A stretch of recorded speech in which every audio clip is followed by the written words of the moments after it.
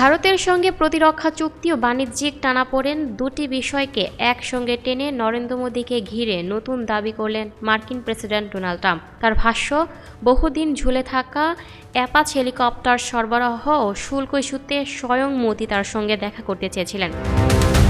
House Republican সদস্যদের রিট্রিটে বক্তব্য রাখতে গিয়ে ট্রাম্প বলেন, ভারত 5 বছর ধরে অ্যাপাচি হেলিকপ্টার অর্ডার করেছিল, কিন্তু পায়নি। প্রধানমন্ত্রী মোদী আমার কাছে এলেন, বললেন, স্যার, আমি কি আপনার সঙ্গে একটু দেখা করতে পারি?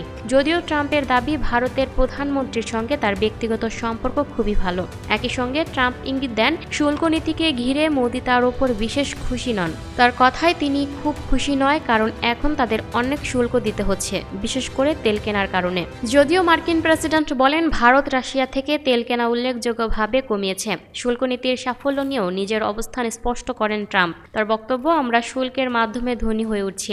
শিগগিরই $650 বিলিয়ন বেশি বিনিয়োগ যুক্তরাষ্ট্রে আসছে শুধু ট্যারিফের কারণে। প্রতিরক্ষা সম্পর্কের প্রসঙ্গেও ফের অ্যাপাচি হেলিকপ্টারের বিলম্বিত সরবরাহ নিয়ে কথা বলেন মার্কিন প্রেসিডেন্ট। জানান, ভারত মোট 68টি অ্যাপাচি হেলিকপ্টার অর্ডার করেছিল এবং সেই বিষয়টি এখন আলোচনার পর্বে রয়েছে, যদিও বিস্তারিত কোনো ব্যাখ্যা দেননি ট্রাম্প। এর আগেই এয়ারফোর্স ওয়ানে সাংবাদিকদের প্রশ্নের উত্তরে ট্রাম্প স্পষ্ট করেছিলেন, প্রয়োজনে ভারতের ওপর আরও শুল্ক চাপানো হতে পারে। তার মন্তব্য ছিল, রাশিয়ার তেল ইস্যুতে যদি ভারত সাহায্য না করে তাহলে আমরা শুল্ক বাড়াতে পারি। একই সঙ্গে তিনি মোদীকে নিয়ে সুর নরমও রাখেন, বলেন, মোদী খুব ভালো মানুষ, তিনি জানতেন আমি খুশি নই, আমাকে খুশি করাটা তার কাছে গুরুত্বপূর্ণ ছিল।